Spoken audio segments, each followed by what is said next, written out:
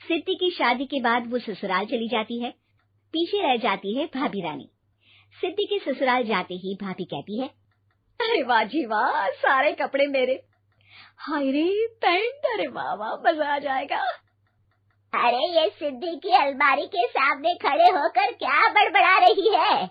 जाकर देख मेहमानों को विदाई की मिठाई मिली कि नहीं। अब हाँ माँ जी, क्यों नहीं, लेकिन पहले कपड़े तो बदल लूं। अब रानी आ जाती है सिद्धि के उन कपड़ों में जो वो ससुराल जाने से पहले घर छोड़ जाती है। अरे रानी, कुछ दिन रुक जाती।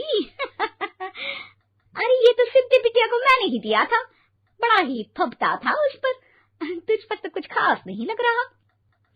अब वो ना मेरे सारे कपड़े गीले थे तो सोचा पहन लूं। वैसे भी सिद्धि को कौन सा भी पुराने आउटडेटेड कपड़ों को पहनना है। वैसे भी ये सूट तो मैंने तभी पहना था, वैसे खास है भी नहीं ये।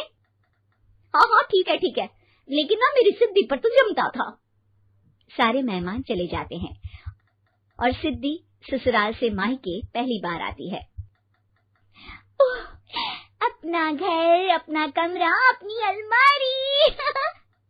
ये बोलकर जैसे ही सिद्धि अलमारी खोलती है तो सामने उसके कपड़ों की जगह कुछ और ही रखा होता है। माँ, ओ माँ, जरा कमरे में तो आना। सास और रानी वहां पहुंच जाते हैं। रानी ने पहनी होती है सिद्धि की जींस और टी शर्ट। अरे भाभी, ये क्या? ये तो मेरी बड़ी ही महंगी टी शर्ट है, इसे आपने घर में क्यों पहनी है? अरे बहुत मिलती है दीदी ये चौक की मार्केट में, 150 में। ओ भाभी प्लीज, ये एरोपोस्टल है, 2000 की एक टी शर्ट। ओह, 2000 में तो दीदी 4 साड़ी आ जाए। अब क्या बोलूं भाभी, ये मेरी अलमारी में छोटू के कपड़े, तो मेरे कपड़े कहाँ है? मेरी अलमारी में? अब दीदी आपको कौन से पुराने कपड़े पहनने थे? माना भाभी, लेकिन मैं जब घर आती तो यही सब पहनती ना। अरे तुम तो बड़ी कंजूस हो दीदी। खैर, वक्त आता है जब सिद्धि ससुराल के लिए रवाना हो रही होती है। अरे रानी, अंदर से सिद्धि का गिफ्ट ले आ, लड़की पहली बार ससुराल से मायके आई है। रानी अंदर जाती है और एक सिंपल सी साड़ी लेकर बाहर आ जाती है। ये लीजिए माँ जी। सास बेटी को गिफ्ट देकर ससुराल भेजती है। अगले दिन रानी एक सुंदर सी साड़ी पहनकर सामने आती है। अरे रानी, ये तो वो साड़ी है जो मैंने सिद्धि को देने के लिए दी थी जब वो ससुराल ले जाती, लेकिन ये तूने कैसे पहन ली? अरे माँ जी, ये साड़ी तो मुझे बहुत पहले से ही पसंद थी, लेकिन चिंता ना करिए, मैंने सिद्धि के लिए भी अच्छी सी साड़ी दी है। हाँ। तभी सिद्धि का फोन आता है। क्या माँ, कुछ अच्छा तो दिया होता ससुराल ले जाने के लिए। अरे पहले दिखा दिया होता। ये चमकते हुए पैकेट में नौकरानी वाली साड़ी मत दिया करो माँ।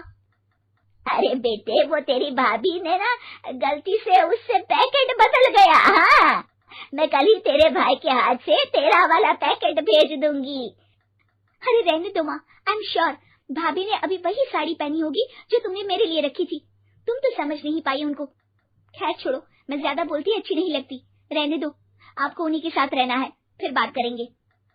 सास को रानी पर गुस्सा आ जाता है। वो उसके कमरे में जाती है जहाँ वो शादी का एल्बम देख रही होती है। रानी, मार्केट जाकर एक ऐसी ही साड़ी लेकर आ, कल प्रतीक जाकर सिद्धि के घर दे आएगा। अरे क्यों माँ जी, कितनी साड़ी देनी है दीदी को? यहाँ कोई सेल लगी है क्या? अरे चुप कर, मेरे बेटी के हिस्से की साड़ी खुद पहन ली, अब ज्यादा ज्ञान बांट रही है। एक दिन सिद्धि का फोन आता है। माँ, मेरी सास ने आप सबको खाने पर बुलाया है। सारे लोग सिद्धि के ससुराल पहुँचते हैं। खाना खाकर वो लोग निकल रहे होते हैं कि सिद्धि की सास सभी को गिफ्ट देती है। अरे बहन जी, बेटी के घर का खाना खा लिया, यही बहुत है जो आप ऊपर से गिफ्ट भी दे रही है। अरे बहन जी, आप भी कहाँ इन बातों पर विश्वास कर रही हैं। सास सभी को गिफ्ट देती है, लेकिन रानी को जो साड़ी देती है वो अजीब सी हरे रंग की, लाल रंग की बड़ी छाप वाली होती है। अरे छी, ये कौन पहनेगा? सासू माँ को तो जरी वाली इतनी सुंदर, और मेरे लिए ये नौकरानी वाली। अरे भाभी, दरअसल मैं जब भी घर आती थी आप वापसी में ऐसी ही साड़ी देती थी ना, तो माँ ने सोचा कि आपको आपकी पसंद की ही साड़ी क्यों ना दी जाए। बेचारी रानी, बोलती भी तो क्या। सिद्धि और सास रानी का चेहरा देखकर हंसने लगती है, तो रानी समझ जाती है कि अपने ही बिछाए जाल में वो फंस चुकी है।